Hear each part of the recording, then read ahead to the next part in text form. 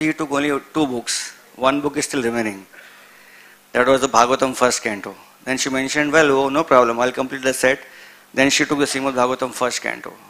So we can see that how Krishna arranges in different ways, some ideas comes and people are there to buy Srila Prabhupada's books. There's one, recently when we saw the whole trend of our bus party in Solapur, the books were going less. Generally every year when we go for the book distribution in bus party, the score of every bus party every day is 100 plus. But we are seeing that we are doing 85, 90, 95. So devotees were not so much encouraged, especially the brahmacharis in the Sankirtan bus party. So then one very senior devotee in Solapur who has been there for last 25 years, he was traveling and he came to the temple and he saw our devotees and then he asked, "Kitna book ja raha hai roz ka?" So they told Prabhuji only 85. 85? And he said, "Prabhuji, ye to kam hai. This is Gopinath Temple Chowpatty. We also require a reference point. Like many times we think that we are trying to distribute books, not much books are going. But if we take a reference point from some other temple, then we will see that actually 50,000 Shastradan and they get lakhs of scores. But our scores are more or less dependent on small, they call it in India tuku. Small runs you score and then you get the whole big score. So there is an amazing thing which has been seen in this last marathon for a few days. That like for example, inspired IYS boys team decided to go on a weekend for book distribution. And when they they wanted to go for a weekend book distribution, but they didn't have any facility. So they approached the congregation nearby.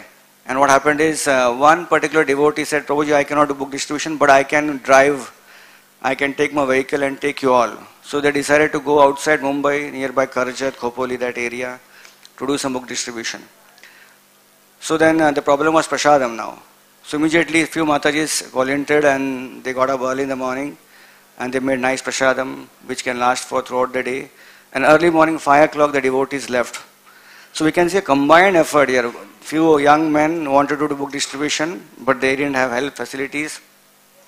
One congregation devotee helps in driving a vehicle, his own vehicle. Few Matajis come in and they help in book, prasad, they provide prasad. And then what happens? The whole day is full of experience. These devotees, they went to one place called as Khalapur. That's a food mall between Pune and Mumbai. Where people, most of the buses and cars, they come and take a break.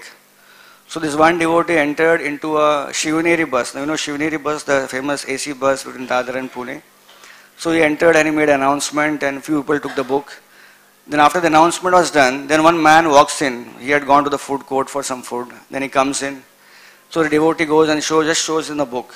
He showed him the book, Basics of Bhagavad-Gita. You all know recently Bhakti Rasamrit Maharaj compiled a book called Basics of Bhagavad-Gita. So that's a BBT book now. So he showed the book. So he took the book. So devotee showed him Krishna book also. So he took that book also.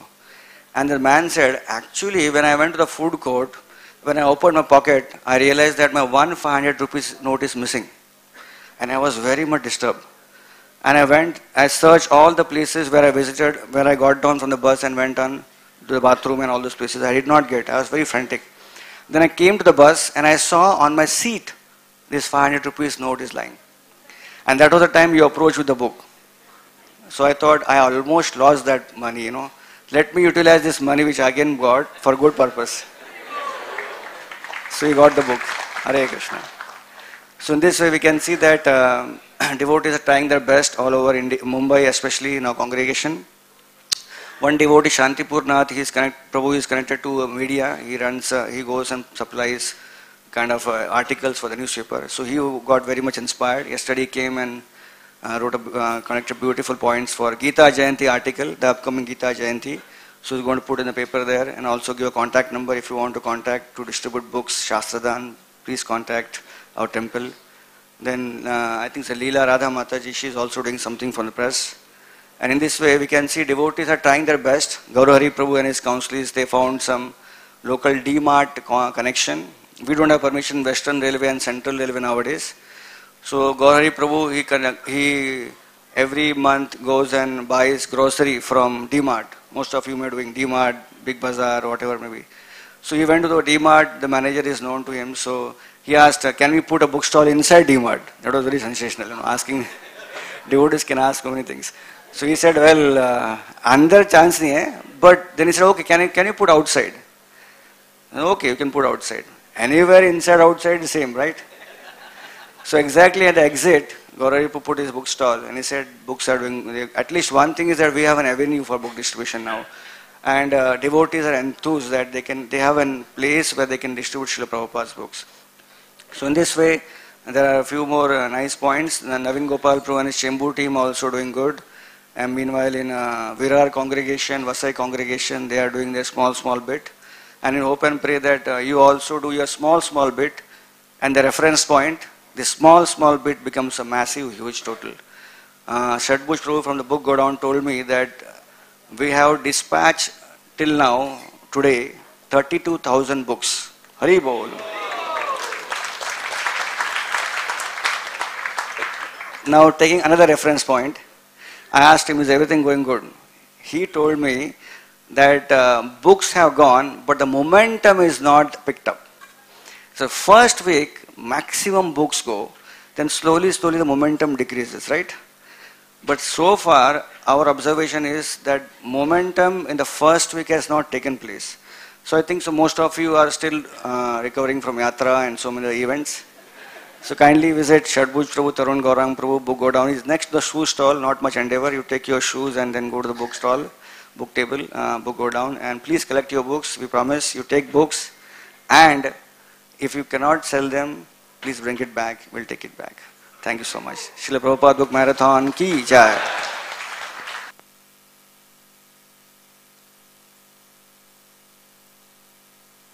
हरे कृष्णा. अभी महाराज का प्रवचन अंग्रेजी में होगा. जिन भक्तों को इसका हिंदी में अनुवाद सुनना है वो कृपया करके नीचे भक्ति वेदांत हॉल में चले जाएं. Mata ji with children they are requested to proceed in Bhakti Siddhanta hall next to Bhakti Vedanta hall. Also devotees are requested to kindly put their mobile in silent mode or switch them off. Hare Krishna.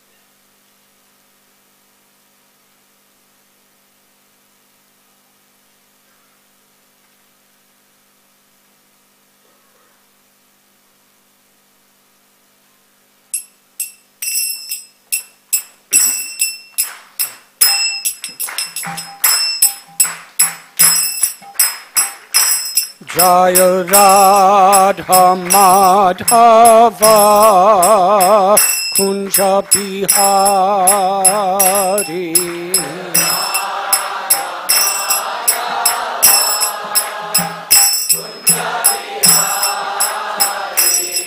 Jaya Radha Madhava Kunja Bihari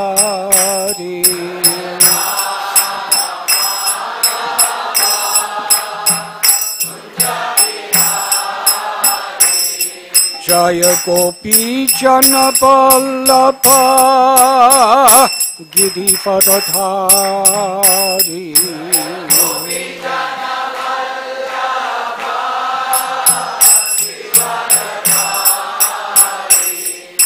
Gopi Jana Vallabha Girivardhari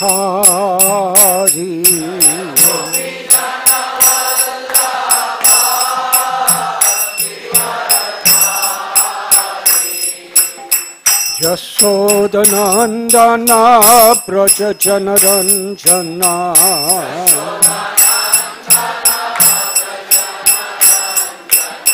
Yashodanandana Braja Janaranjana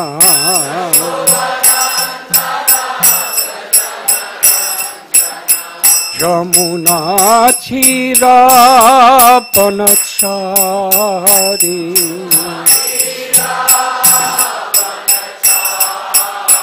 Yamuna Chira Panachari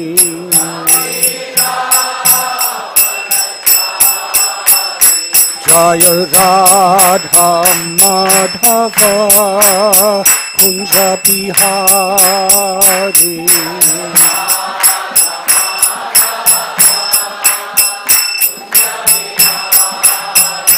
Jaya Radha Madhava Kunja Bihari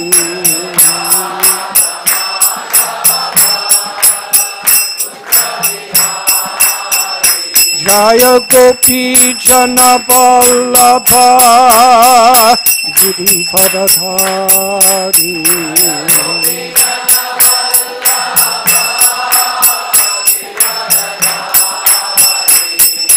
Gopi Jana Vallabha Girivardhari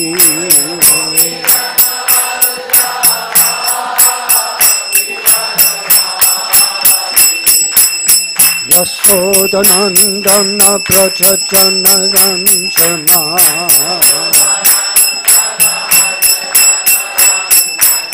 Yashodanandana Braja Janaranjana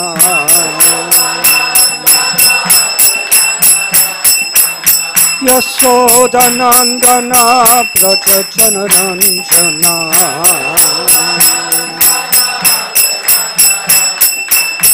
Yamuna Chira Panachari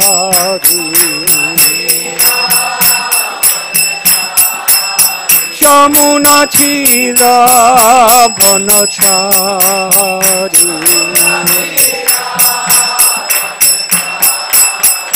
Jaya Radha Madhava Kunja Bihari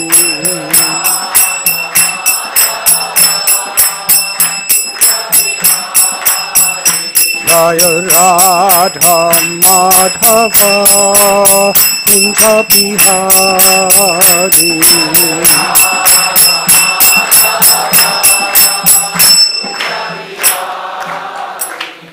Jayom Vishnupad Paramhansa Paribrajacacharya Asthotar Sutta Sri Srimad A.C. Bhaktivedanta Swami Prabhupada Ki Jai ISKCON founder Acharya Srila Prabhupada Ki Jai Jai Om Vishnupad Paramhansa Paribrajacacharya Asthotar Sutta Sri Srimad Srila Bhakti Siddhanta Saraswati Thakur Prabhupada Ki Jai Ananti Koti Vaishnav Brinda Ki Jai Namacharya Srila Haridas Thakur Ki Jai Prem se kaho Sri Krishna Chaitanya Prabhu Nityananda Sri Advaita Gadadhara Srivas Adi Gauda Bhakta Vrinda Ki Jai Sri Sri Radha Krishna Gopa Gopinath Sham Kund Radha Kund Gidi Govardhan Ki Jai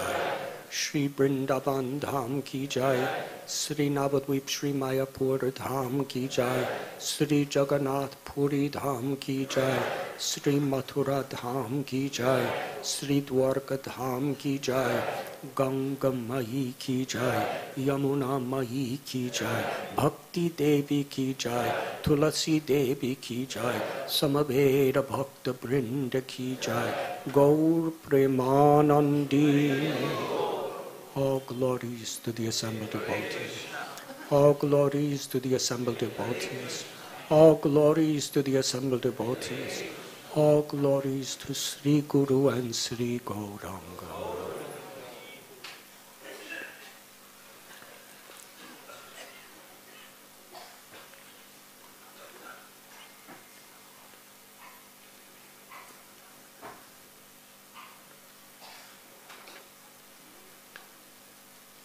Om Namo Bhagavate Vasudevaya.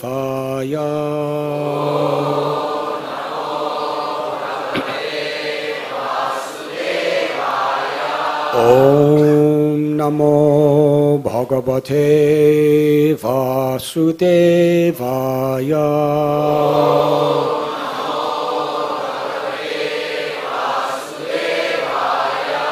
Om Namo Bhagavate Vasudevaya.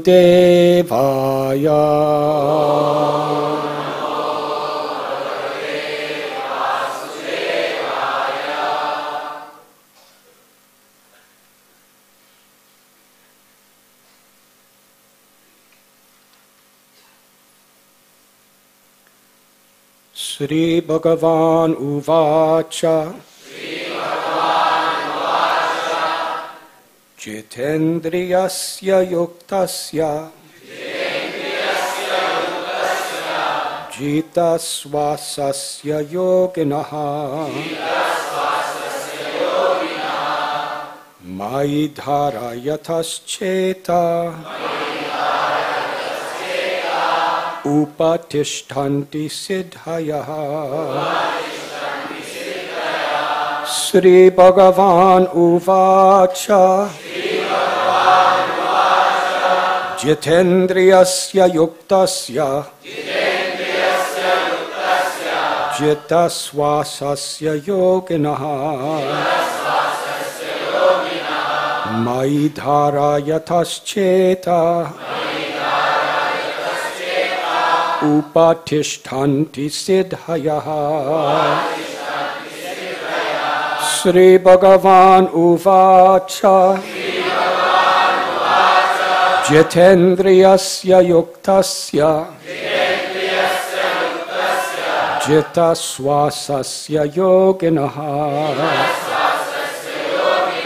Maidhara yantascheta Upatishtanti siddhayaha.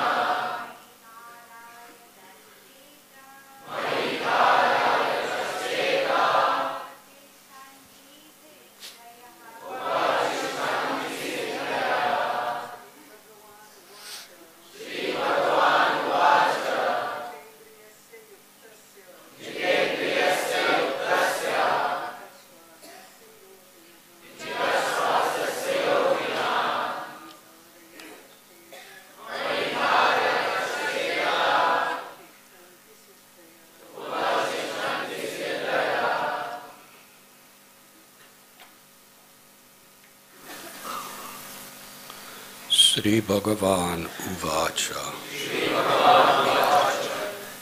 The Supreme Personality of Godhead said, Jita Indriyasya, of one who has conquered his senses, Yuktasya, who has steadied the mind, Jita Swasasya, and conquered his breathing system, Yoginaha, of such a yogi, Mayi, in me, Dharayataha, fixing, Cheta, his consciousness, Upatishtanti, appear, Siddhaya, the mystic perfections of yoga.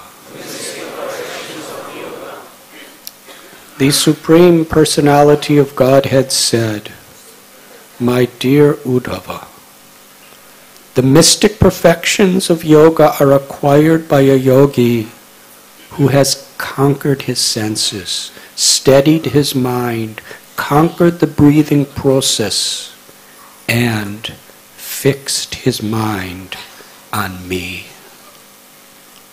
Purport. There are 8 primary mystic perfections, such as Anima Siddhi, and 10 secondary perfections. In this 15th chapter, Lord Krishna will explain that such mystic perfections are actually impediments to the development of Krishna consciousness, and that therefore one should not desire them.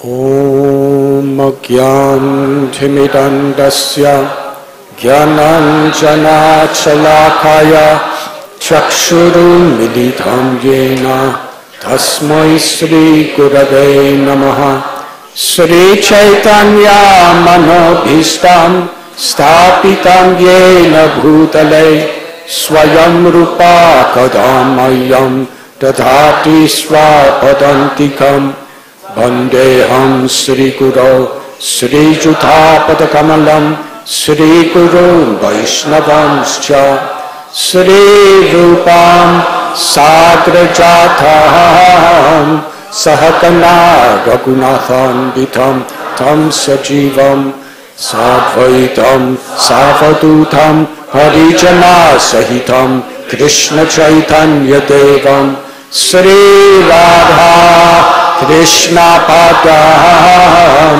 Sahakana Valita Sri Vishakam Vitamscha He Krishna Karuna Sindhu Dinabandhu Jagatpate Gopesha Gopika Kanta Radha Kanta Namostate Tatta Kanchana Gaurangi Radhe Vrindavaneshwari Vrishabhanu Sute Devi Ranamani Hari Priye Vancha Kalpatarubhyascha Kripa Sindhubhya Evacha Patitanam Bhavanibhyo Vaishnavebhyo Namo Namaha Sri Krishna Chaitanya Prabhu Nityananda Sri Advaita Gadadhar Shri Vasadi Gaura Bhakta Vrinda Hare Krishna, Krishna Krishna, Hare Hare, Hare Rama, Rama Rama, Hare Hare.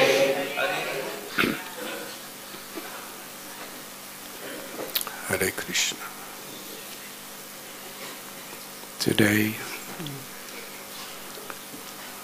we are reading from Srimad Bhagavatam, Canto 11, Chapter 15, entitled Description of Yoga Perfections. Text number 1.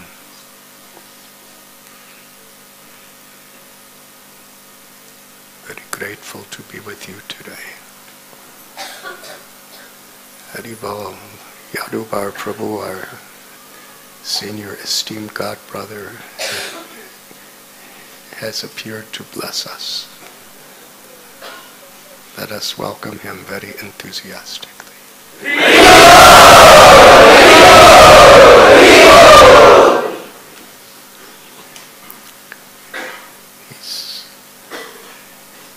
His film about Srila Prabhupada and the Hare Krishna movement has now been translated into several of the local Indian languages.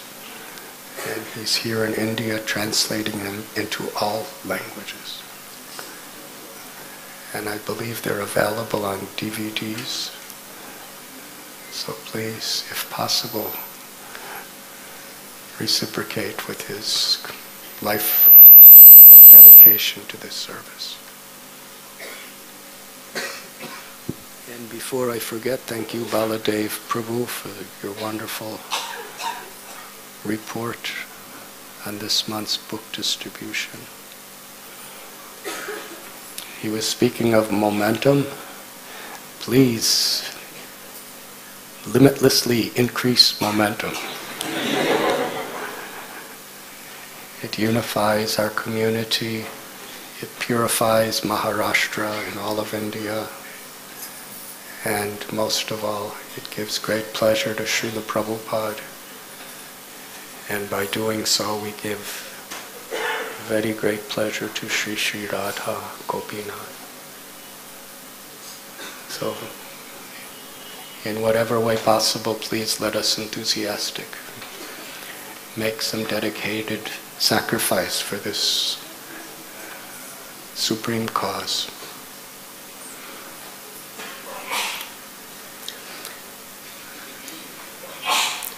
We're continuing the discussion between Uddhava and Lord Krishna. The previous chapter was entitled The Yoga System. The chapter we are beginning today is entitled Description of Mystic Yoga Perfections.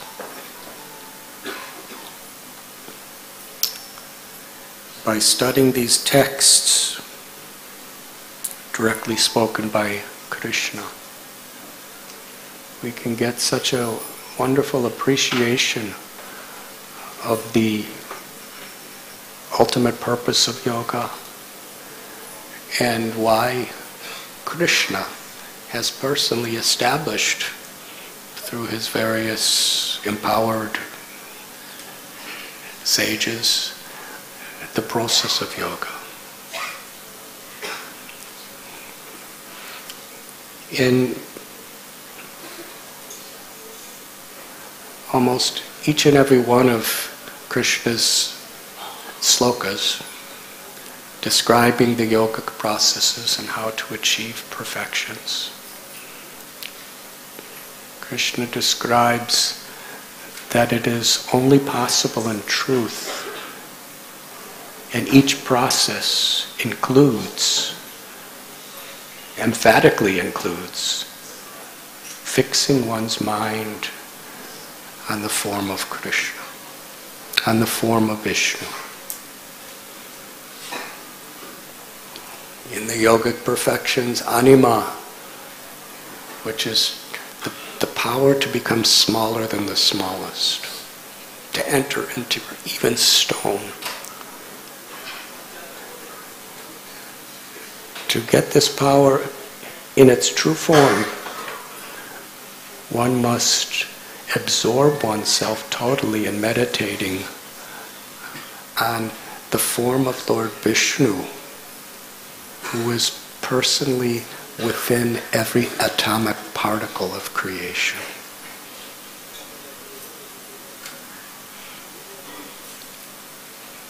Mahima, to become greater than the greatest, one should meditate upon Mahavishnu, who is greater than the greatest. By meditating on Mahavishnu, by connecting to him, we develop these incredible powers.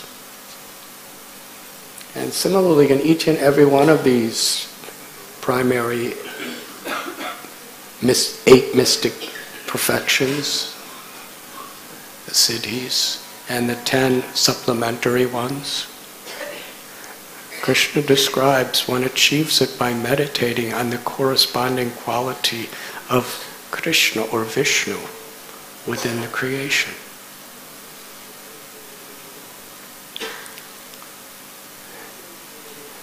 And that without this meditation on Vishnu, in this way, we can only achieve reflections of the shadow of the true siddhis, which to people in this world appear to be extraordinary and supernatural. But compared to the actual siddhi, they're just shadows.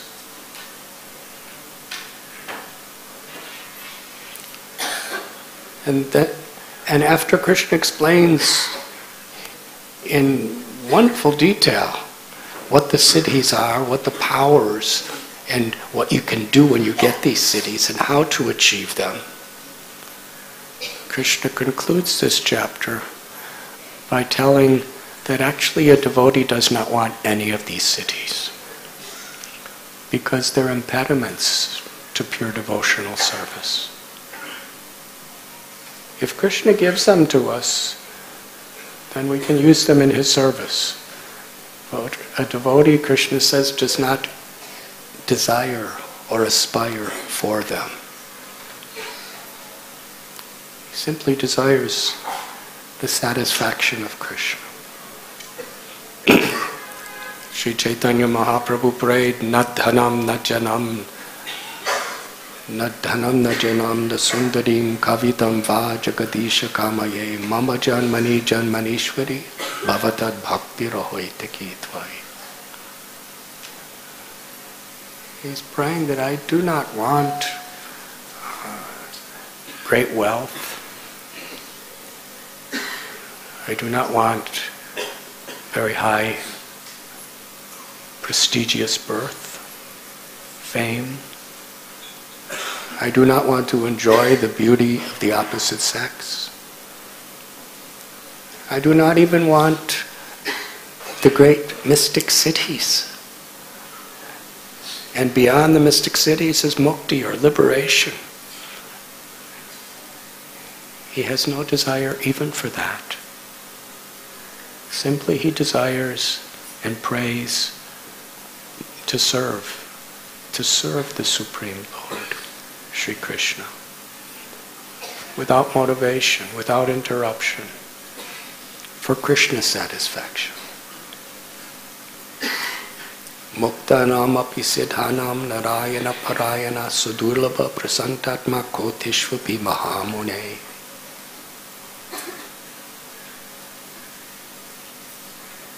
That even among those who have, among many people who have attained liberation, how difficult it is to achieve liberation. How many people do you know who have achieved mukti? There's over 1 billion people in India. How many have actually achieved mukti? Muktanam api siddhanam. And how many have attained these mystical perfections? Not just the shadows of them, but the true mystical perfections of yoga.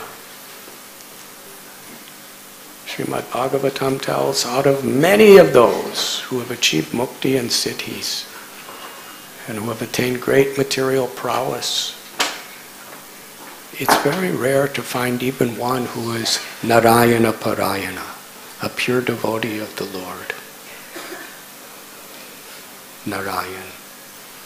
Because only such a people, only such a person who has taken shelter of the Lord can truly be peaceful, can find the true happiness of divine love. through the ascending process of our incredible determined efforts, which require very steadfast renunciation, one can achieve the siddhis and even mukti. What to speak of elevation to higher planets. But bhakti, prema, love for the Supreme Lord, the eternal natural condition of the soul, can never be attained. It's the descending process. Because it's so rare. Rupa Goswami tells that pure devotion, Krishna comes under the control of his pure devotee. Krishna is Parameshwar. He's the supreme controller. Why would he want to give up his control? Because by his own sweet will, his nature is to attract everyone's hearts with love, with his all-attractive qualities, by his love for us, if we just open our hearts to receive it. And we are part and parcel of Krishna.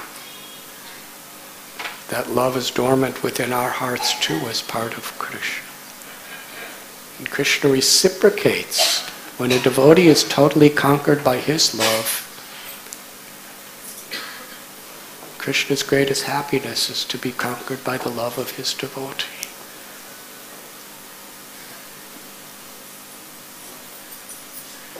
So he gives this love, he gives this prema to one who is truly sincere. Samsiddhir haritoshanam, who really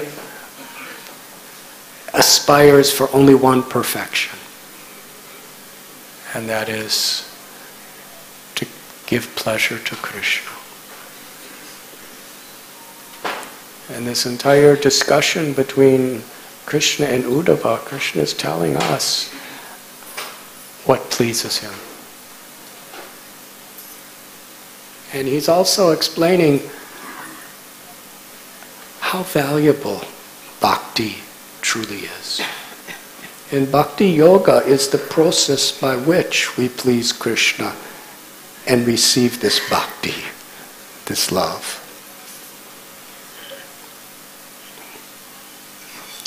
When Krishna goes into some details about what we can accomplish when we achieve these powers, becoming so tiny and small we could go anywhere, becoming so big we practically encompass the universe,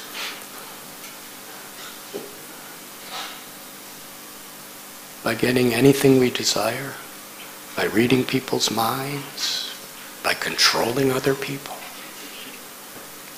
So many of these different cities. When we read about them, we understand working hard to make money is nothing. It's insignificant. You have just one of these cities and you can get everything. And far beyond. What to speak of being healthy.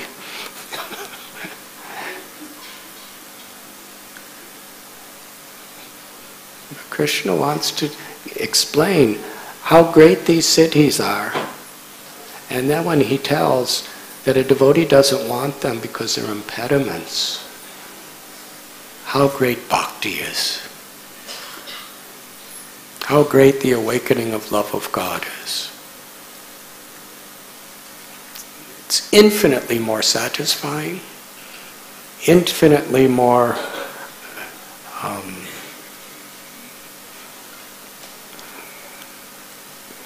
fulfilling, beneficial than anything else.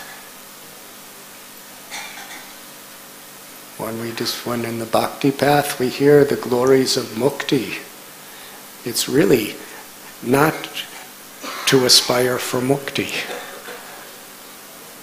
Because the Brahmananda, the ecstasy of being merged into Brahman, liberated from all sufferings forever, apparently, and the happiness of that state, just being in pure existence, it's hundreds of billions of times more than any material satisfaction. But it's not even a drop compared to the ocean of happiness one gets from the loving service of Krishna. The inhabitants of Vrindavan and Vaikuntha. So it's very important. Unless we understand how valuable something is, we don't take it seriously.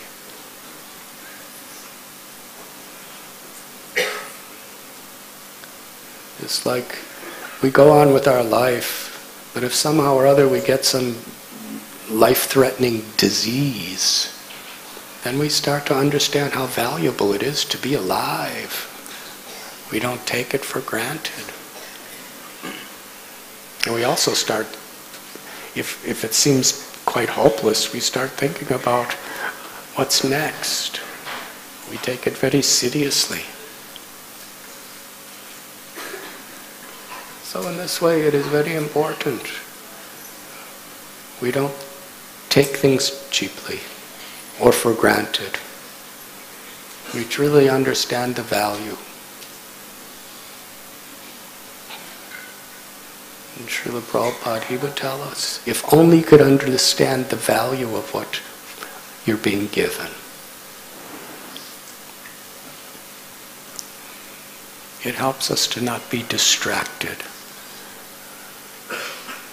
Dhruva Maharaj, when he was trying to get a kingdom greater than his father, grandfather, great-grandfather, an enormous kingdom with so much power, so much fame, so much popularity, so much wealth, beyond anything anybody could strive for in this world of Kali Yuga. And he actually saw Krishna. And Krishna came to give him all those things. But when Dhruva saw Krishna, Vrishnigarba form, he said, I don't want these things. Lord Narayan told him, but I know why you came to the forest. I know why you did all this tapasya. I've come to give you everything you wanted. That's quite a temptation.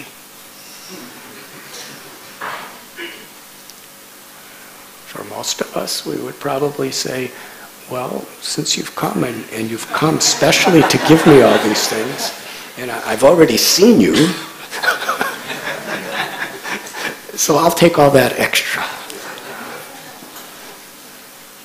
But Dhruva, he responded that I was looking for broken pieces of glass, and now you're giving me the rare jewel of your darshan. I only want to be the servant of your servant. I don't want anything else. And Krishna gave him that. But then Krishna said, it will please me if you go back and become the king. So he didn't perform his work because he desired to do so. He accepted all of these things because it pleased Krishna. And he performed his duty for Krishna, and he did it so perfectly. And then when it was time, when he could hand it over to someone else, nobody overthrew him. Nobody outvoted him. He just gave it all away. Went to Badrikashram, where he had nothing except the association of sadhus, and he could completely immerse himself in hearing and chanting the glories of the Lord.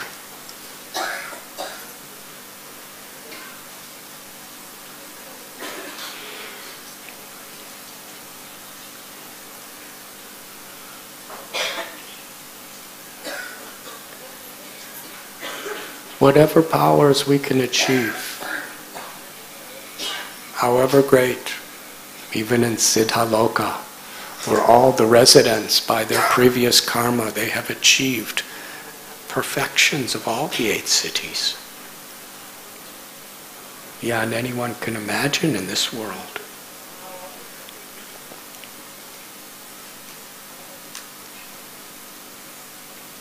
But even they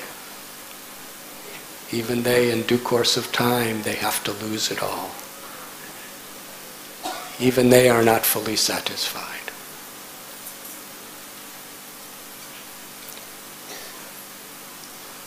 Vyavashayatmaka buddhir ekeha kurunandana. Krishna tells us the value of what we have, how much greater the heavenly world is, how much greater the Siddhaloka is, how much greater mukti is. And he's only explaining all these things so that we can grasp what we have the opportunity to achieve, which is limitlessly beyond all these other goals of life. It's the essence. Bahunam janmanam mante jnanavamam papadyate vasudeva sarvamiti samahatma sadurlabha. Even after many births of acquiring knowledge, jnana, when one comes to the platform of the purpose of all knowledge, one surrenders, takes shelter of Krishna. We want to be controllers. But a devotee understands Krishna is the supreme controller. And when we take satisfaction in loving Krishna and seeing his power of control, there's such a limitless happiness in that we don't care about being a controller. These 6 opulences of Krishna. The opulences everyone wants in the world. When we take satisfaction in hearing about, recognizing Krishna having these, it's limitlessly better, more fulfilling, more meaningful than having them ourselves. The nature of selfless love is we're more happy for the success, for the greatness, for the qualities of our beloved than we are for ourselves.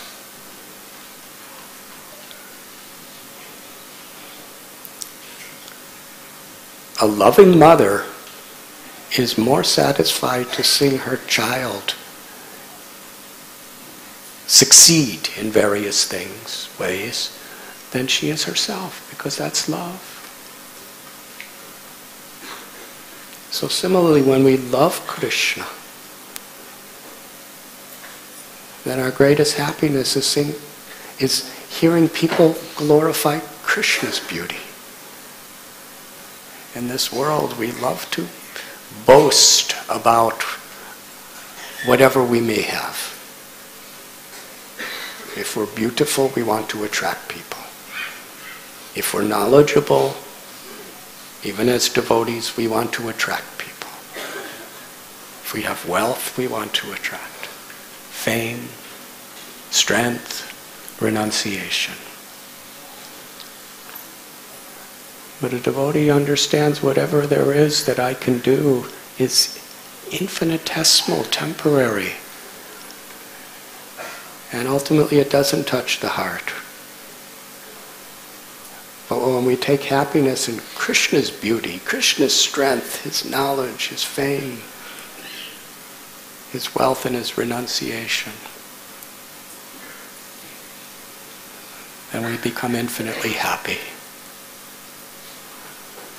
And we become endowed with all good qualities. One who loves God becomes godly. Because Krishna then shines through us. When we're absorbed in Krishna, then we become an instrument of Krishna. When we start to develop love for Krishna, or even have the sincere intention to love Krishna, then Krishna shines through us to attract other people to him. And what happiness is more than that? If people are attracted to me, I just get complicated and implicated in false ego. But if I could help people become attracted to Krishna, I'm giving them something that will liberate them forever. It's the most beautiful thing. There's nothing more satisfying. There's nothing more meaningful. So Krishna is the supreme controller, and he's Yogeshwar. He's the ultimate master of all yoga.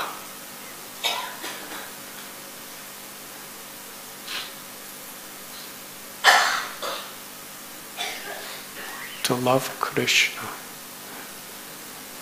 as the greatest of all yogis. Not only does he have all the mystic cities in their complete spiritual fullness, but it's forever. And even the greatest of the yogis who attain the most mystifying perfections, it's only an infinitesimal part of a parcel of a reflection of Krishna. So how wonderful is Krishna? And this story is given again and again in our Vedic scriptures. In Srimad Bhagavatam we find Prahlad. Hiranyakashipu had such mystic perfections. Even before he got his benedictions of Brahma, he was such a yogi. This is before the blessings came. He could stand on the tips of his toes for a duration of time, which practically all the generations that we could possibly know about of our forefathers and foremothers, he was standing on the tip of his toes for that time and more, without moving. And an anthill was built around him, totally covered him, and all the millions of ants were eating his flesh away and drinking his blood. It's not something that happens instantly. Little by little, the ants were biting him. And he was such a powerful person. With his mighty hands, he could have crushed every one of those ants in a second. But he just tolerated with his hands above his head. And after years and years and generations of our time, the ants completely devoured all his flesh and drank all his blood. And he could keep his life force within the bones of his body. Hare Krishna.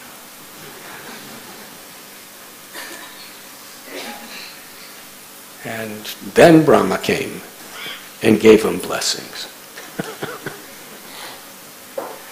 And one of the blessings is nobody within this world, no humans, no animals, No, none of the 8,400,000 species of life, including the demigods, no one could defeat him.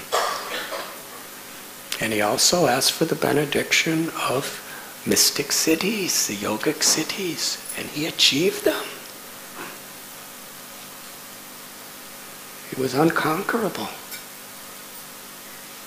The demigods, even in Siddhaloka, who have so much of everything, even they were afraid of Indra. I mean, not Indra, Hiranyakashipu. Sometimes they're afraid of Indra too. But even Indra was afraid of Hiranyakashipu. And Prahlad was just 5 years old. He never demonstrated any siddhis. He never demonstrated any powers. He just loved Krishna and taught other people how to love Krishna. He saw his father. He conquered so much of the universe. Everyone was obeying him, including the devatas. But he didn't want any of that. Param drisva nivartate, because he was experiencing something so much higher. He offered respect to his father as a matter of etiquette. But he didn't take seriously any of the knowledge and powers that his father had, because it was all being misused. And he was absorbed in Krishna, who is the supreme reservoir of all opulences. And even when Hiranyakashipu tried to kill and intimidate Prahlad in every way possible within his creative intelligence,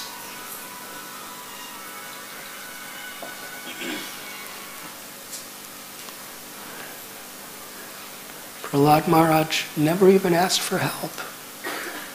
He just took shelter of Krishna.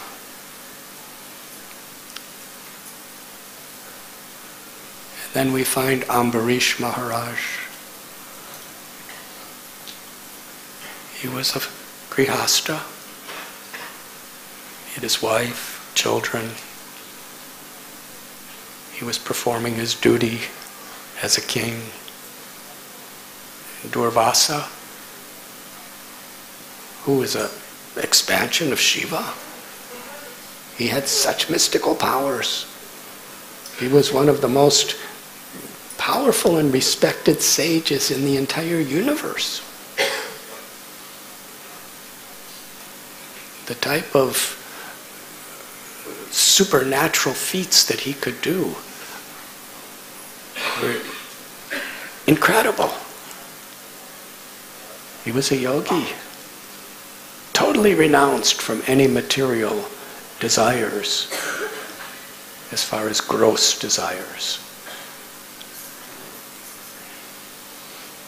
But when he felt that he wasn't being respected properly, he still had ego.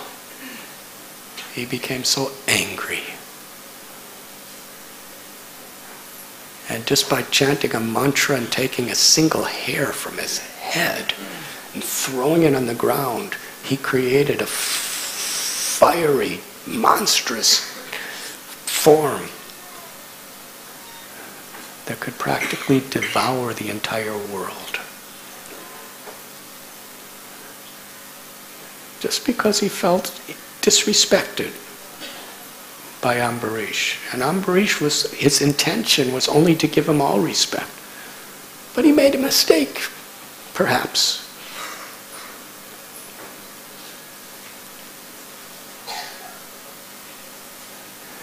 Ambarish, he didn't send his armies or even try to defend himself.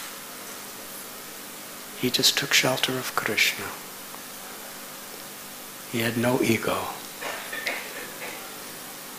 And because he took shelter of Krishna like Prahlad, Vishnu came to save him. He sent his Sudarshan Chakra. It dispatched the fiery demon, the monster, and then it went to Durvasa, When the fiery messenger of death came to Ambarish, he just stood in one place, folded his hands, and prayed, Krishna, I'm yours. That's all. He didn't say, Krishna, save me. He just said, Krishna, I'm yours. When the Sudarshan came toward Durvasa, he ran away.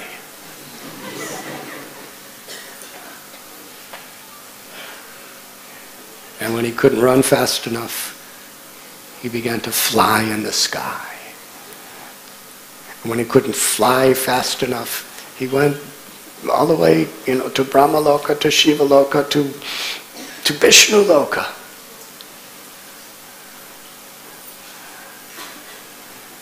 And Vishnu told Ambarish Maharaj and told the whole world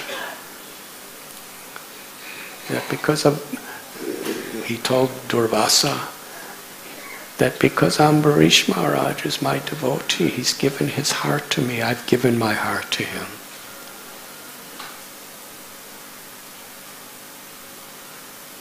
Because he lives only for me, I live only for him. And then Durvasa understood the difference between pure devotion and great powers. When one takes shelter of the supreme power, then one is in one's natural position.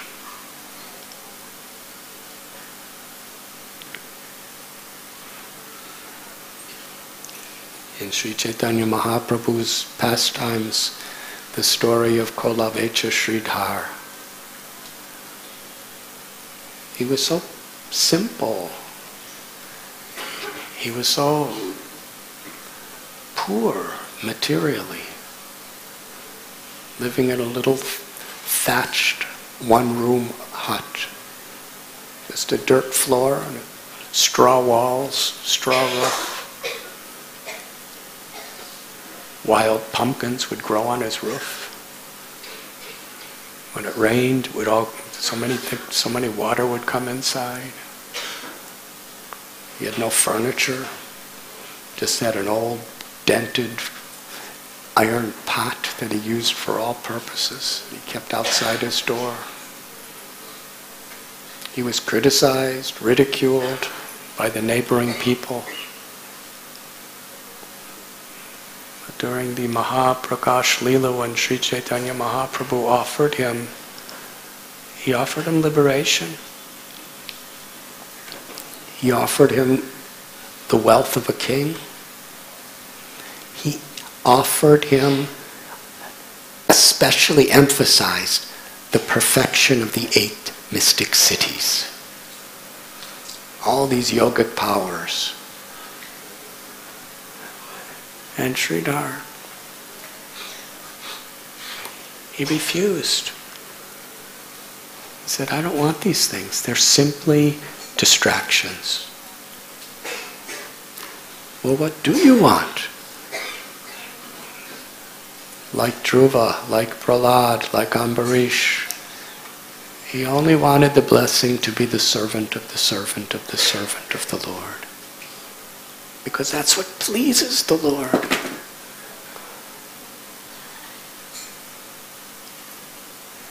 In more recent times, we find a beautiful story in the life of Srila Bhakti Vinod Thakur.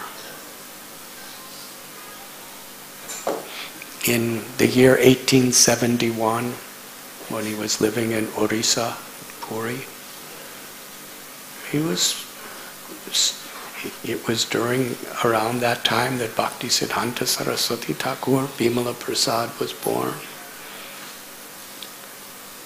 But while he was there, he was doing government service. And he was under British rule at the time. And there was a yogi, extremely powerful yogi in the eyes of common people. His name was Bishi Kishan.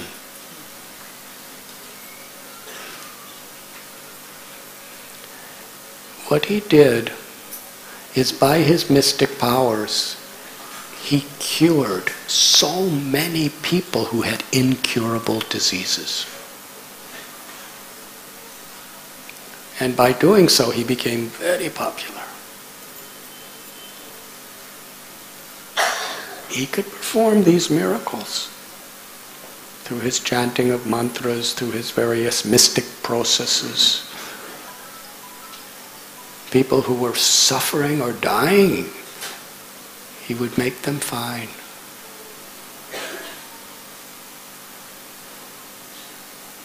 But he wasn't doing it out of compassion.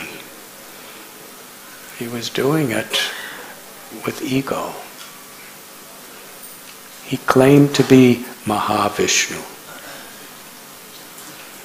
And he became so infatuated by his powers that he wrote a letter and circulated it, declaring that he was Mahavishnu, and he was declaring war against all the foreigners who had invaded India. And he wrote a particular date, the 14th day of the month of Chaitra.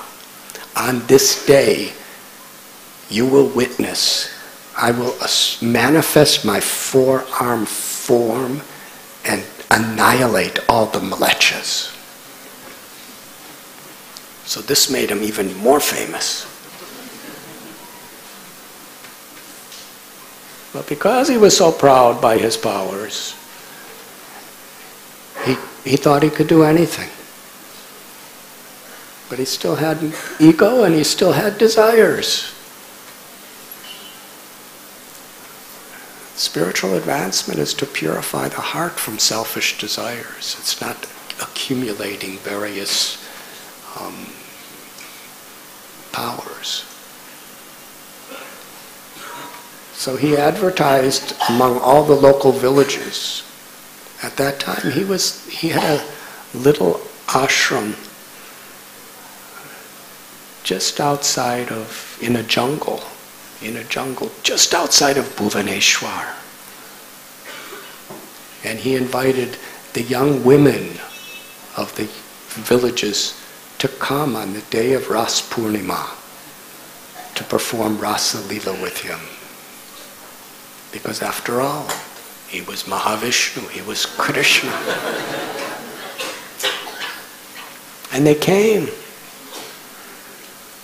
But what happened is some of the villagers who lived in that area and the towns, who were actually very cultured people, they understood that he polluted, he exploited, he broke the chastity of so many of these girls. So they were outraged.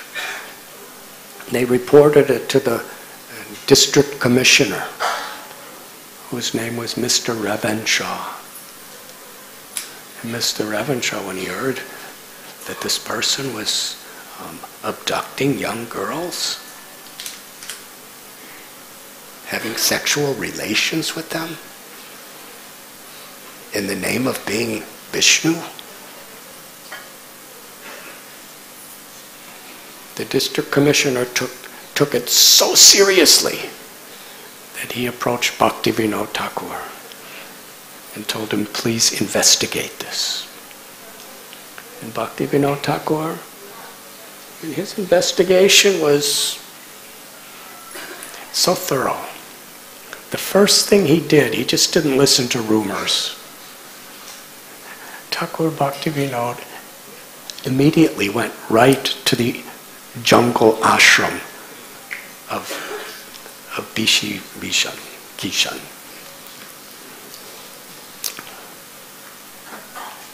And he spoke to him. He asked him, what are you doing? Bishi Kishan told him that I am the living form of Mahavishnu. And yet foolish people, they go to the temple of Jagannath.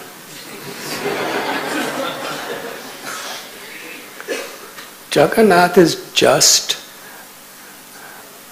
a dead wooden statue. But I am the living Supreme Being. Immediately Bhaktivinoda Thakur could understand. And then he told him all his plans. And he was telling Bhaktivinoda Thakur all the great accomplishments he has achieved and all the help he has done for so many people. He was praising Bhaktivinoda Thakur. He was saying all these things to get Bhaktivinoda on his side. After hearing everything directly from him and seeing what was going around, Bhaktivinoda Thakur arrested him. He brought him to jail. And then, before the court case, Bhaktivinoda Thakur did a very, very complete investigation. And he got large, large sums of clear evidence of how corrupt and exploitative this person was.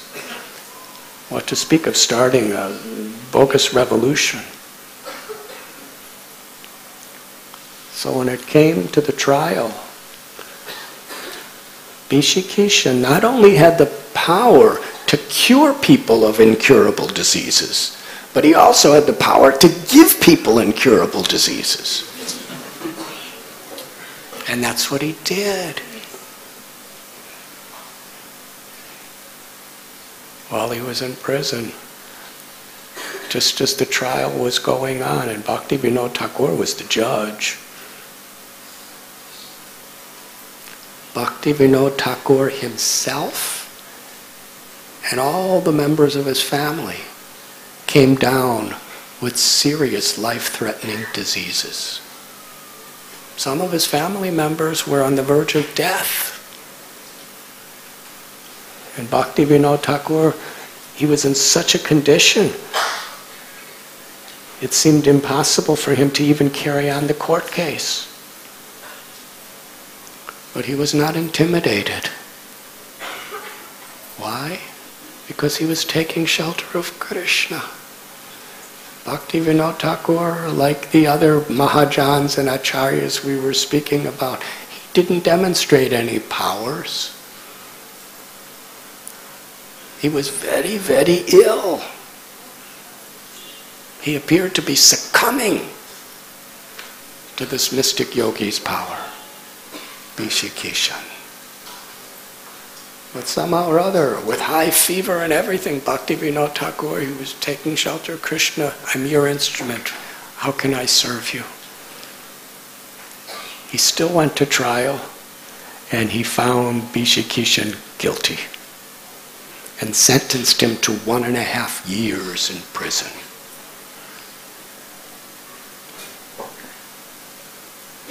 And because Bhishikishan was so popular, he had thousands and thousands and thousands of followers who were all demonstrating and threatening. It wasn't just him. It was very scary, part of history. Bhaktivinoda Thakur was doing Krishna's work, Krishna Seva.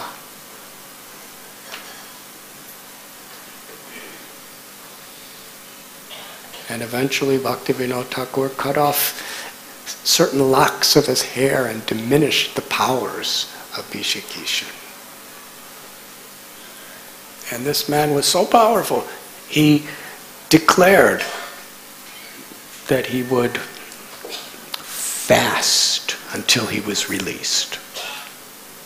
He took no food and no water for 21 days. And at the culmination, would you like to know what happened? He died.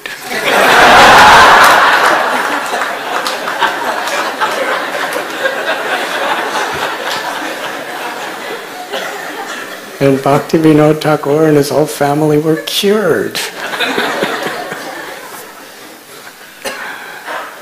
So this is the contrast between one who has great, great powers and one who's a humble devotee who's sincerely taking shelter of the Lord.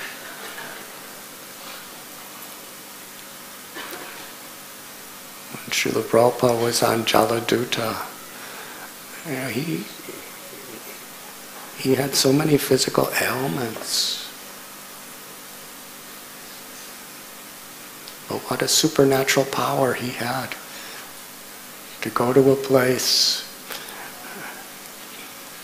he had never been, he didn't know anyone, he had no resources, and start a worldwide movement that would continue to expand year after year, even after his disappearance from this world. But Srila Prabhupada in his prayers, he was simply taking shelter of Krishna. Krishna, I'm yours.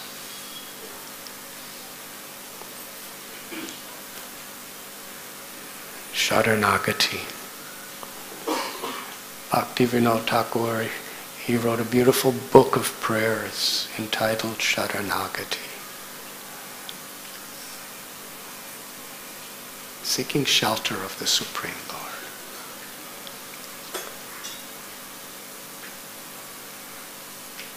Sarva dharman parityajya mam ekam sharanam braja aham tvam sarva papebhyo mokshayishami masuja. So the conclusion of Bhagavad-Gita. In the Gita, Krishna also describes in the 6th chapter the mystic yoga process. He describes the karma yoga process, the jnana yoga process. He describes the bhakti yoga process.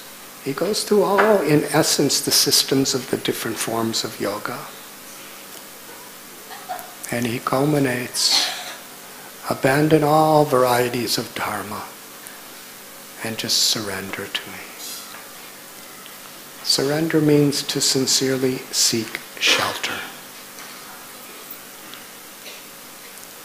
Krishna, I'm yours. And the dangers, the impediments in this world, Bhaktivinoda Thakur, in his life history, he went through so many difficulties. As did Srila Prabhupada, as did so many of our acharyas. But in those difficulties, they took shelter.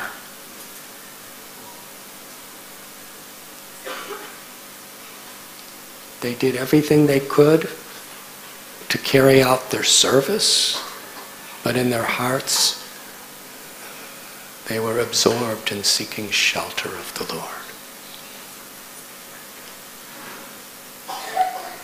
Gajendra, he tried all of his efforts, which is our duty to try as best we can to save our bodies and to save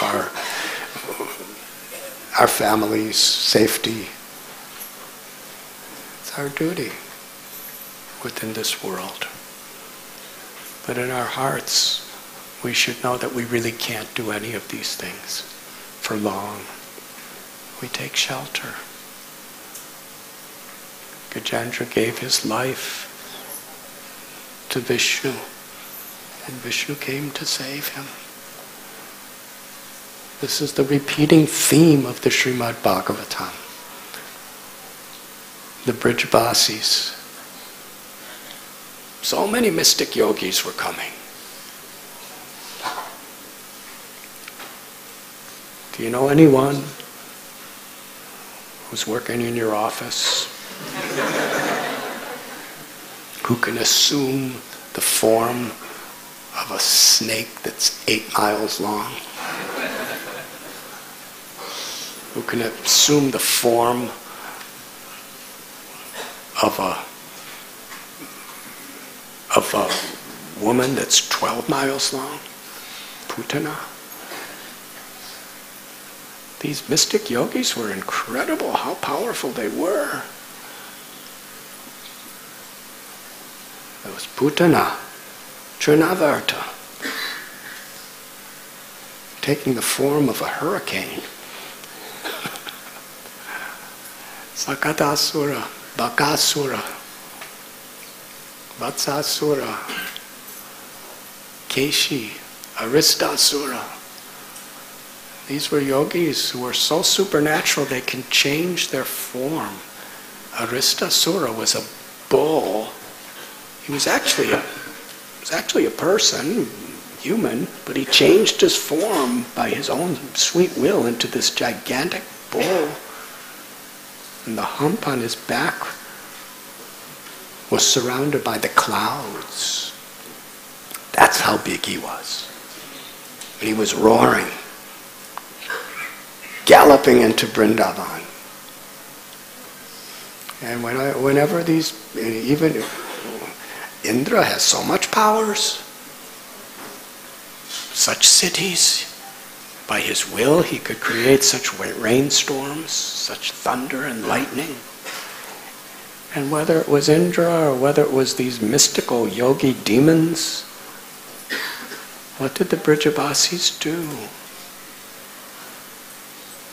When that demon appeared in the massive fire that was reaching the stars, they all took shelter of Krishna. That's why they're Brijabasis. Because in every situation, Nanda Maharaj didn't manifest a huge form to combat Kaliya.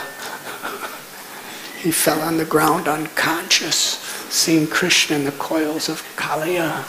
And Yashoda Mai, she didn't manifest a four-arm form. She didn't become a giant peacock to kill Kaliya. She just fell on the ground, weeping and crying, seeing Krishna's condition. In every situation, they all took shelter of Krishna. Even Srimati Radharani did not try to fight against Kaliya. She just took shelter of Krishna. In every situation, wherever there was danger, the Brijabasis wholeheartedly fixed their mind in taking shelter of Krishna. And in doing so, Krishna, he always saved everyone. In the case of Kaliya, he saved all the Brijabasis, but most of all, he saved himself, which was the greatest happiness for all the Brijabasis. Because each one of them was willing to die 1,000,000 times for one moment of Krishna's pleasure.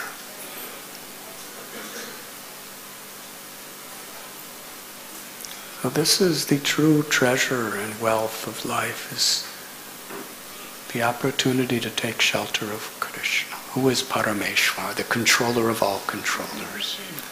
Who is Yogeshwar, the supreme master of all yoga? And ultimately, who is Gopinath? Because all of these other names of Krishna are in relationship to his Aishwaryas, his powers, his opulences of this world. But in his own abode, the greatest power is he's the Lord of the gopis. He's giving shelter to everyone, inviting us to enter into his eternal pastimes of love.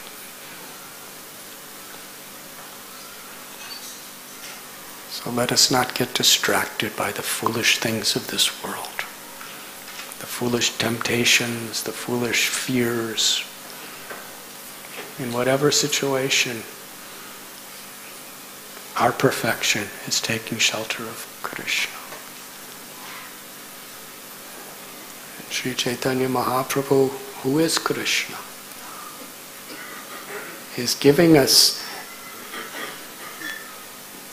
access to the complete shelter of Krishna through chanting of his names.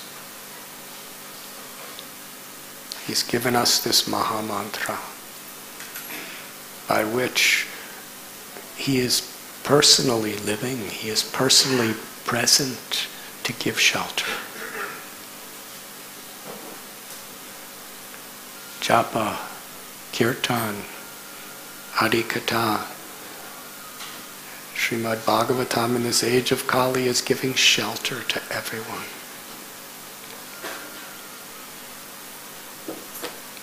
So after understanding all these beautiful instructions of Lord Sri Krishna, what is the value of the holy names? What is the value of the Srimad Bhagavatam, the Bhagavad-Gita? What is the value of the association of devotees who empower us to take shelter of the holy names in Srimad Bhagavatam? These are our shelters. Bhakti Vinod Thakur, he prayed that the essence of all dharma is developing a taste for the holy names, developing a taste for hearing about Krishna and all of his incarnations, and showing compassion to the suffering beings. Service to the Vaishnavas, preaching this message, and taking shelter of the holy names. So simple, so direct, and so available to everyone. But we should never take it lightly, because we advance to the extent we really appreciate the value. And we're grateful. We know Kamala Dala Jala Jivana Tala Mala Bajahun Hari Padani Tide. We know that everything we have in this world, our life itself, is like a drop of water on a lotus leaf. At any moment, and inevitably, it will all slip away. But yet we put so much value on that, on all these things, all these situations.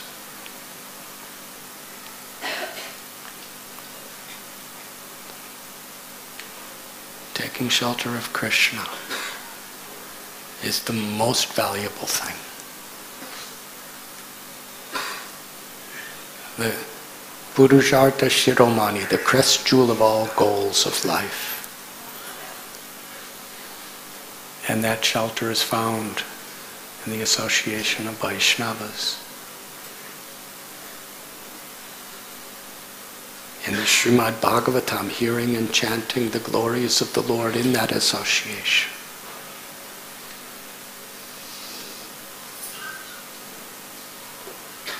And in the chanting of the holy name. Hare Krishna, Hare Krishna, Krishna Krishna, Hare Hare, Hare Ram, Ram Ram, Hare Hare. Please do so sincerely, seeking shelter.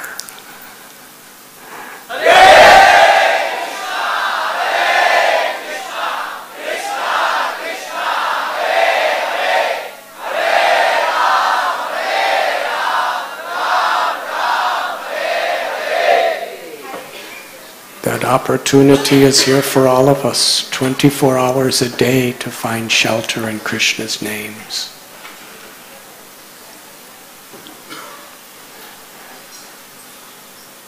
And as Bhakti Vinod Thakur tells, showing compassion, jiva doya, to the living beings of this world who are suffering, is one of the greatest ways of pleasing Krishna and getting the shelter of Krishna. this month there's a wonderful opportunity to give that shelter and receive that shelter by distributing Srila Prabhupada's books. So please let us mobilize our energies and make Baladev happy.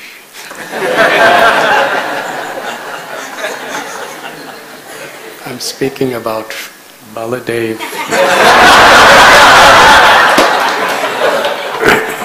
who has appeared as Lord Nityananda Prabhu.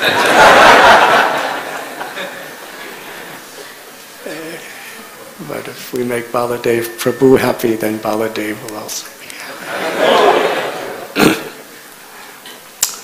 Thank you very much.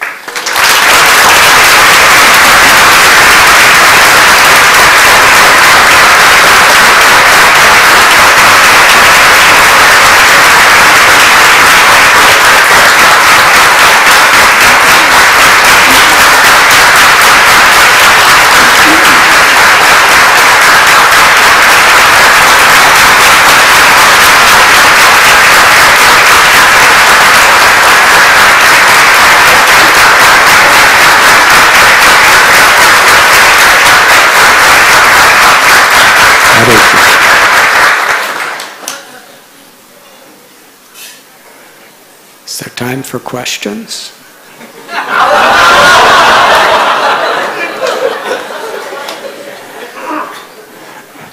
While the microphone is coming to Ananda Vrindavan Prabhu, I am going to perform some short duty and I'll be returning in just a few minutes.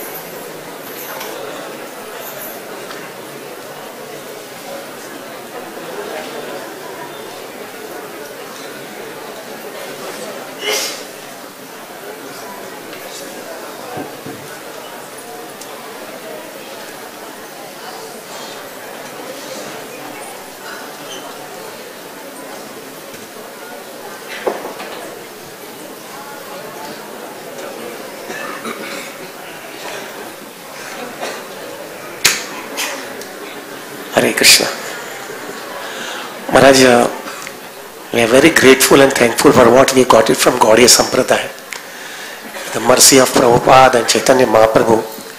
We came to one very clear conclusion that only by chanting the holy name and serving the Vaishnavas, we can reach to the peak of Krishna consciousness and without doing all these mystical things.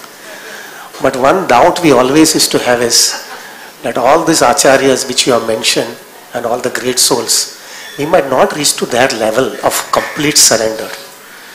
Even if we are trying our level best to some extent or the other, but we might not be able to reach to that level. And finally then afterwards we come to understanding that finally now I tried my level best, but the causeless mercy is the only hope for me to get the highest destination in my Krishna consciousness. We tried, but finally years and years of shortcut, bursts and bursts of our shortcomings are there. And within one lifetime, how it is possible that it can go off within such a short span of time? Even if we try, but then causeless mercy is the only way. And finally, even after causeless mercy, that fear is there, that we are a beggar. Finally, a causeless mercy means we are begging from Krishna, and Krishna can give it and Krishna do not give it, and we cannot argue with Krishna that why you are not giving me. Because finally, what can a beggar can ask? He can get it, it's well and good. If he doesn't get it, he just have to accept it. He cannot argue. He just have to accept and be peaceful. So that fear is there in our heart is, if we don't reach to the perfection standard, which we are not going to reach, and causeless mercy will be the only reason, can we get some indication before we leave our body that what Krishna has decided our destination? Because what happens is, Maharaj, this is what I feel it is my problem is, we feel it that I am in Mahaprabhu's movement. Mahaprabhu will give me my causeless mercy. I'll try my level best and Mahaprabhu will give causeless mercy. But in Bhagavatam there are cases, Bharat Maharaj couldn't get causeless mercy. He had to take once again the birth. Chitraketu Maharaj couldn't get it. He had to take once again. Even Indradumna Maharaj also had to become a crocodile. So we know on one side we know all those examples. On the other side we know it. I am with Mahaprabhu. Mahaprabhu's causeless mercy will come. But if at all I don't get causeless mercy, I have to accept it because there is no other way. And if I have a very big dream in my life, I'll get causeless mercy. And the Lord decides it, no, you are not going to get it. You have to take once again the birth over here and go on suffer and suffer and suffer. We have to accept it because there is no other way. But if we come to know before we leave our body that this is what Lord has decided for me, mentally I have to be prepared to come once again and go on suffering with birth, death, old age and disease, then we are mentally peaceful. Okay, what can we do? So if we don't have that type of a decision from the Lord, and we have a very high expectation that I'll get causeless mercy, and Krishna says, no, you have to come back, then to maintain that mental stability, that okay, I thought very big thing, but now I have to come back again over here, that will keep a lots of disturbance in our consciousness, and that disturbance will disturb our Krishna consciousness in the next birth. So Maharaj, can we get some indication from Krishna that what he has decided for us before we leave our body, so that we are mentally prepared that what I am supposed to do in future? So can you tell us what is that type of indication Krishna can give us?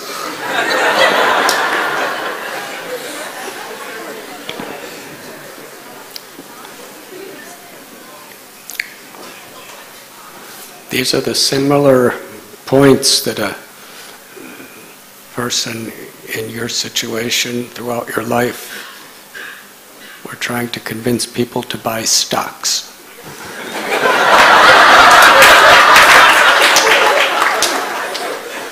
You're a stock consultant. Yes. So you're trying to convince people why they should invest. Today's your birthday? Today Ananda Vrindavan Prabhu, I believe, is 56 years old. Let us all say Hari Bol.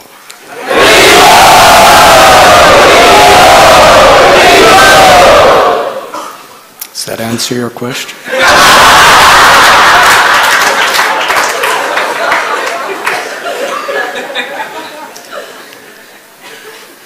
You have to give up your desire to understand Krishna in full.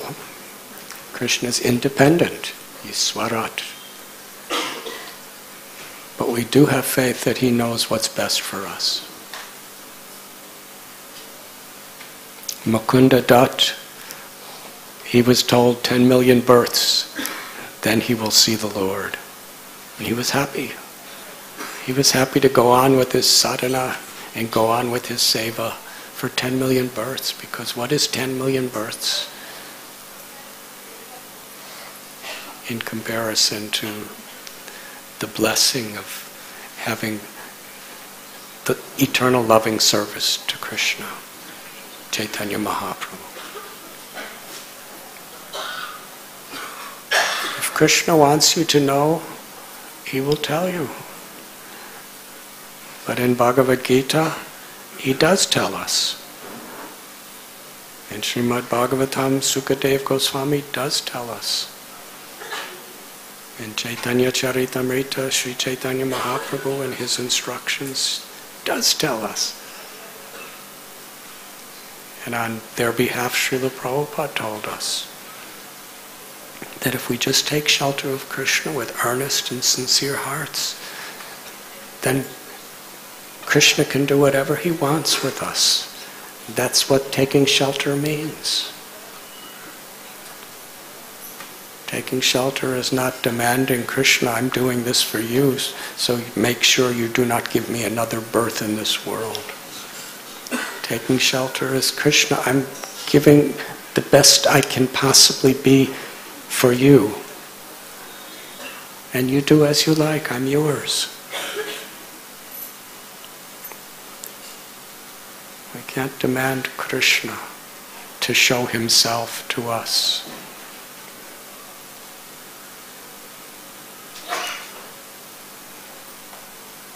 Our Param Guru Bhaktisiddhanta Saraswati Thakur said, do not try to seek Krishna, but try to serve Krishna in a way that he's pleased to see us. So we take shelter. And if we feel that we are on the level of the previous acharyas, or these great souls that we're speaking about, then we cannot really seek shelter. Because each and every one of the acharyas are speaking about themselves as the most fallen. Patita pavana hetu tava avakar.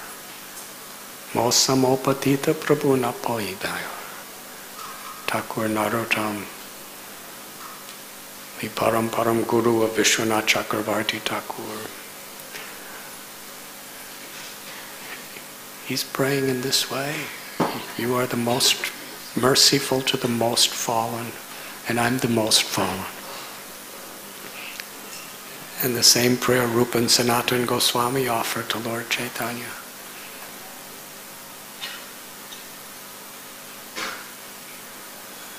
So we don't compare ourselves to the great souls. We try to follow in their footsteps. And the more humble and unqualified we are, the more we can truly take shelter of their instructions.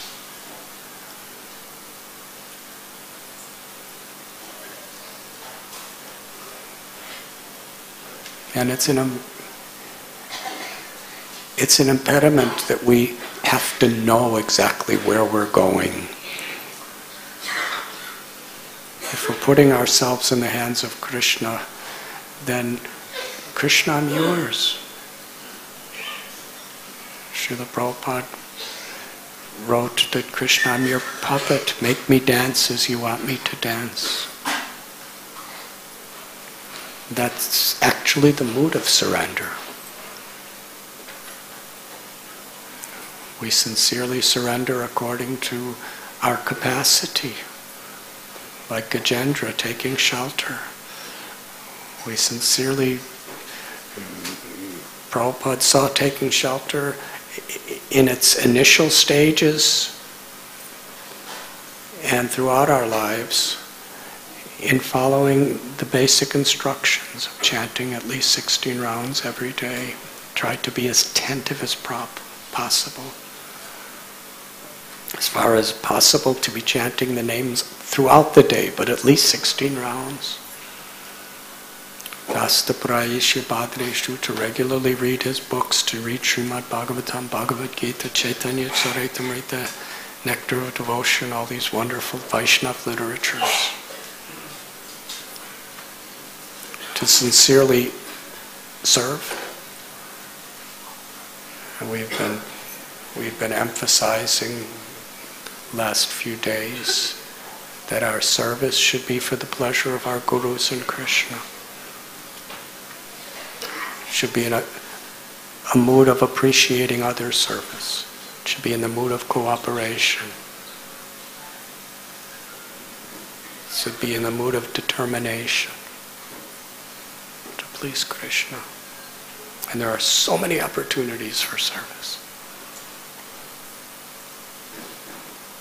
follow these 4 regulative principles, to live a life of integrity and character. And if we start thinking we're great, then we become proud. And that spoils our devotion. We're performing all these devotional acts and offerings in a humble mood of seeking shelter of Krishna, understanding the value of Krishna consciousness, being willing to pay whatever price to get Krishna consciousness. Rupa Goswami tells that to get bhakti we must have lolyam. We must have the deep aspiration for that. And that aspiration is expressed through how we perform our sadhana, how we perform our seva, and through the character in which we live.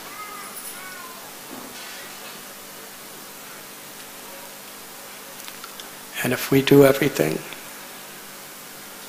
sincerely, with all of our shortcomings, with humility, you can't take shelter without a humble heart. You can't take shelter without a grateful heart. It's all superficial without.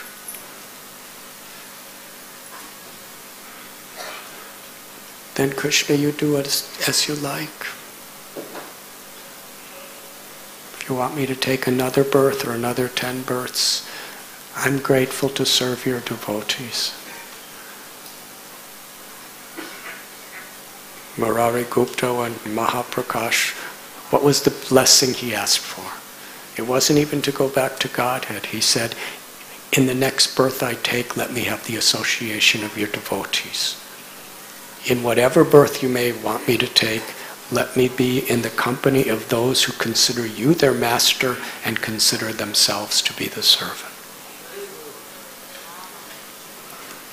And when Lord Chaitanya offered Haridas Thakur any benediction, he said, let me be even an insect living outside of the house of your devotees, so that I can get the Mahaprasad that they throw out of their house after their meals. Saint Tukaram, he wanted to be an insect in the bathroom of a devotee, so that when they washed their feet, he could drink the water in his next birth. So they're not demanding, Krishna, I don't want another birth. They're just surrendering to Krishna, taking shelter of Krishna with such great appreciation. And it's this consciousness, this unconditional, unmotivated consciousness of taking shelter that attracts Krishna to take us back home, back to God.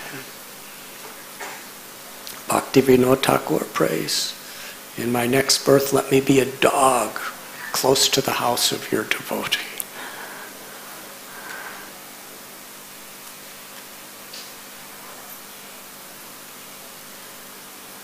Krishna knows best. We just give our hearts and our lives and complement everything in such a way that it's in harmony with what pleases Krishna.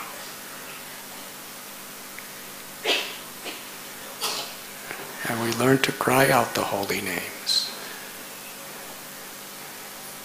And with great hunger, we try to develop a hunger for hearing the scriptures. Harikatha. This is what we're supposed to do. This is what pleases Krishna. That's all that matters.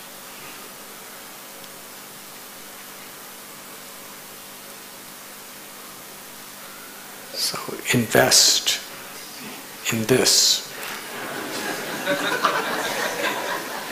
And trust that, what do you call it, dividends? We talk about appreciation. We get If you get very good appreciation, we feel that this is wonderful investment. Well, if you appreciate what you've been given, then Krishna will give you all appreciations.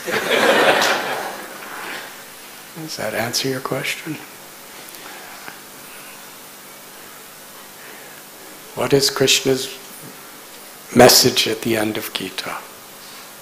He says, abandon all varieties of religion, just surrender to me. I shall deliver you from all sinful reactions. Do not fear. And sometimes it's translated, do not worry.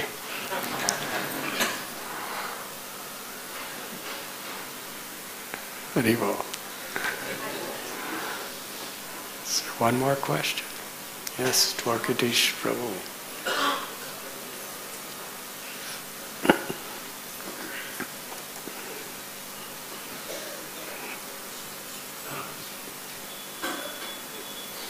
Haribol. Maharaj, the pure devotees of the Lord have reached the perfection of yoga. And Prabhupada says in the Gita that automatically they conferred upon the mystic perfections. They just get it. Even though they not tried for it, they just got it.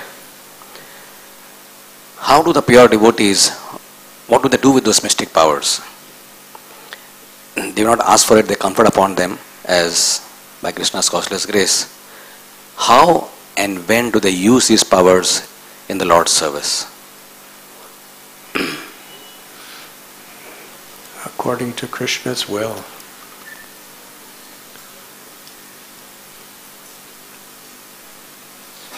For some, we have seen great acharyas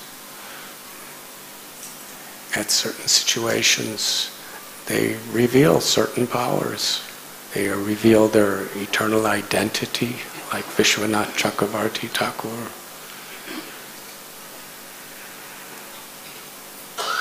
Narottam Das Thakur. When someone was blaspheming him, the person got leprosy, and then Narottam told him to chant the holy names, and he chanted, and he got cured of leprosy. It got cured of all material diseases also. But the way they were using their mystic powers were simply according to the direction of Krishna. And Krishna may give a devotee all mystic powers, but not give them even the understanding that they have any of them.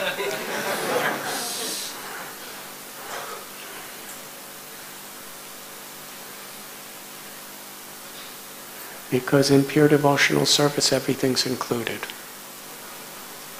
But it doesn't necessarily mean that Krishna even makes you aware that you have it. You know, the Brijabasis had all mystic powers. But when the demons come, it didn't seem like they were thinking, well, for the sake of Krishna's pastime, I'm not going to do anything. But actually I could do it. I have the power to kill all these demons. They were completely unaware that they had any mystic powers. They just considered themselves the most common little cowherd boys and cowherd girls. Although in their love, that included every mystic power. But they were unaware, because it would have interfered with their devotion. So Krishna covered it.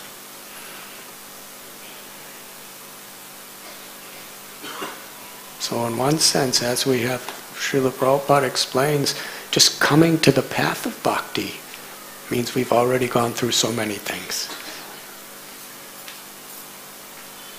What to speak of as we start making spiritual advancement. But to protect us, oftentimes Krishna doesn't even let us know we have it. Yes, you're a doctor. Sometimes we see great devotees taking medicine.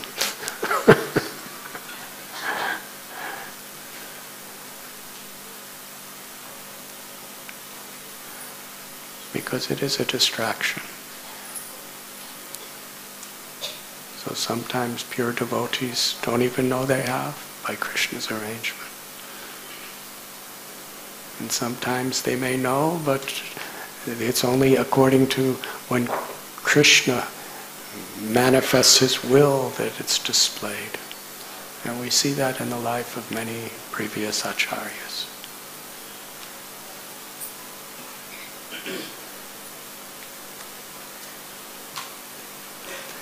And Srila Prabhupada said there are great devotees who have supernatural powers, but even if they know they have them, they will not display them, because if they do, they'll just attract people for the wrong thing, for cheap adoration.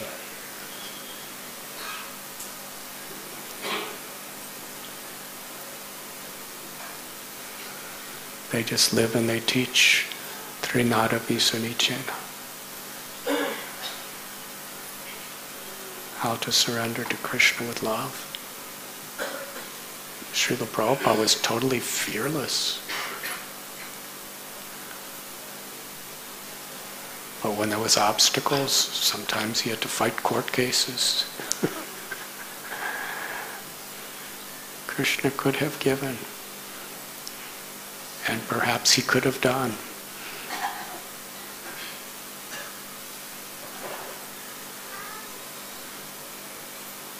But Srila Prabhupada taught us that great devotees, usually they will not disclose such things. They will even try to not disclose their ecstasies. They simply want to teach by their example the greatness of Krishna, the greatness of love for Krishna. Does that answer? Thank you.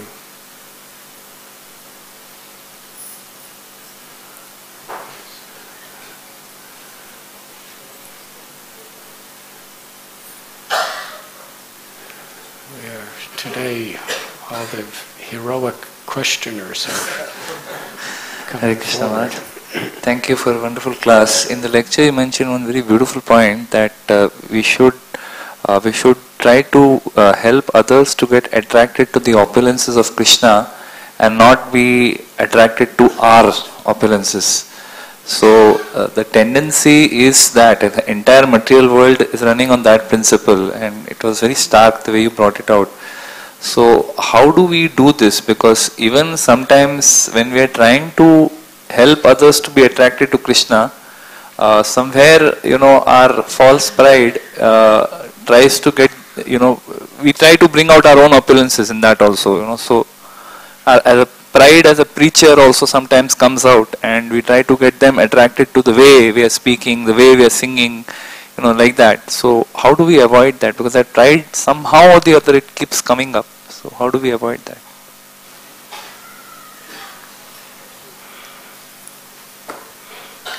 Krishna does attract the world through his devotees. So if people become attracted to any of us, if we know that whatever they're attracted to is what Krishna's given to me, Punar Mushtaka Bhava, if I become proud, he could take it all away too. So if people become attracted to us, if we take it for ourselves, then that is a great impediment.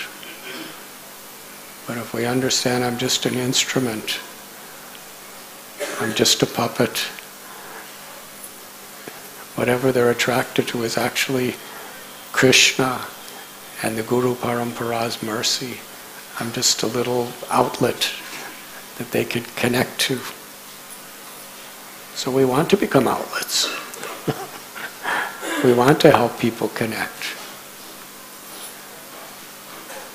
So sometimes a devotee puts him or herself in a situation where people are attracted.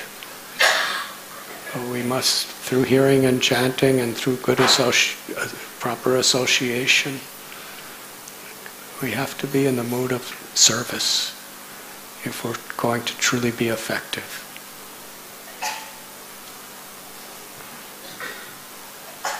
I'm just the servant of the servant of the servant.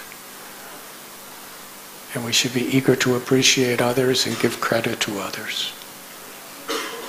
As we often say, Srila Prabhupada, he would give all credit to his guru. He would give all credit to his disciples.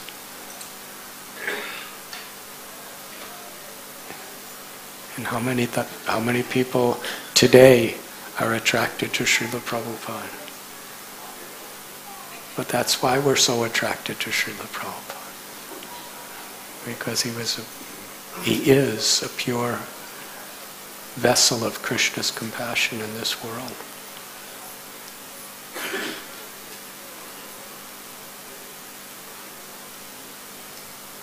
So we're all vessels. But an empty vessel, by Krishna's grace, if he fills us with his mercy and gives a continuous filling, then that's his greatness. Otherwise we're empty.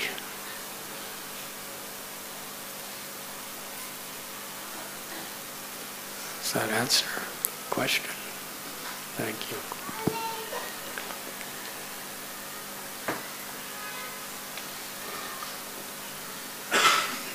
Thank you, Krishna Chandra Prabhu. Your birthday was just a few days ago? Indian Krishna. Which day? Yesterday. Yesterday. Really? Krishna Chandra Prabhu's birthday was yesterday. Huh? No? Friday. December 7th. December 7th was a very holy day because it was Krishna Chandra Prabhu's birthday.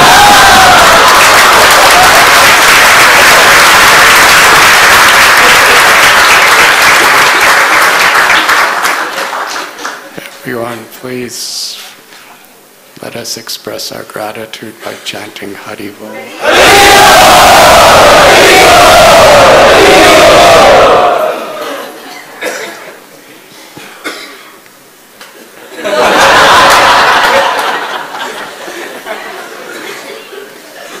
So it's a really always a very joyous occasion, when we hear the Srimad Bhagavatam, particularly when Radhanath Maharaj is here, and we understand what Krishna consciousness is about, even if we are not anywhere there, but we have a deep desire to go towards that. And then we see young couples who want to get married, making such a major decision, coming together exactly for that same purpose. So it's a very, very joyous occasion. It's like a climax for them also. So we have three couples who have been eagerly waiting to get the blessings of all the devotees and Radha Gopinath ji. So may I ask Vilas Jabade Prabhu to stand up. So Vilas Prabhu is connected to the movement for the past 7 years. He's chanting rounds. He has done his post-graduation in MMS in finance, runs his own business in investment and event management. He is also involved in various services and connected to the Goregaon program arrangements for weekly program, Kirtan Seva and Yatra arrangements. And may I ask Supriya Gotale Mataji to please stand up. She is connected also from the last 6 months. She's already been chanting 6 rounds. And she has done her MA, B.Ed and works as a desk manager in Mantralaya in the Chief Minister's office. So, so may I ask everyone to,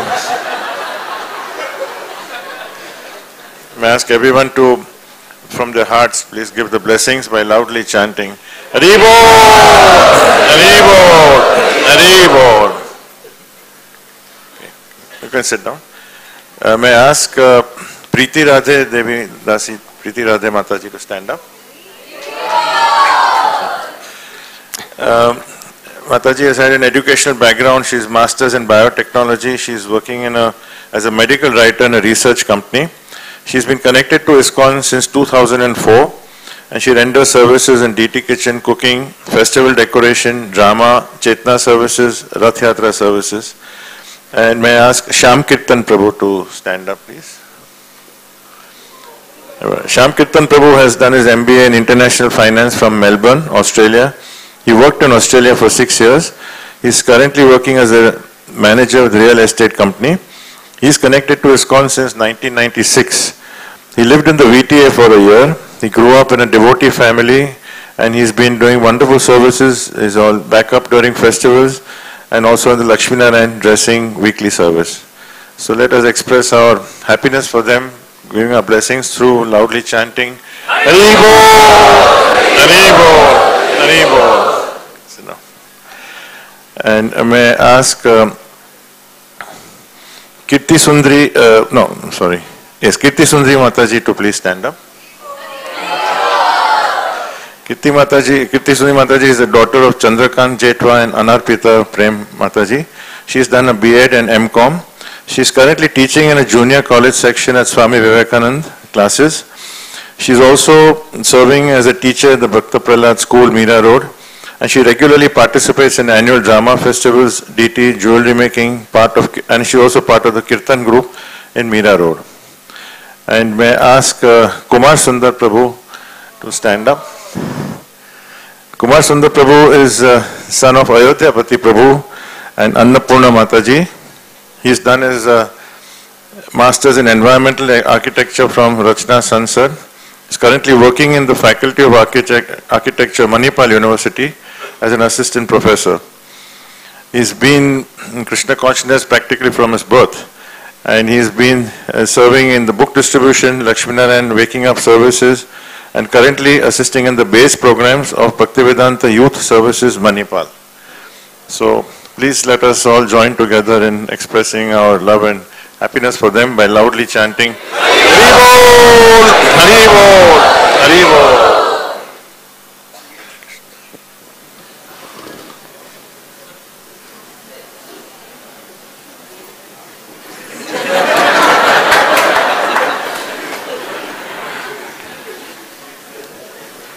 Haribol.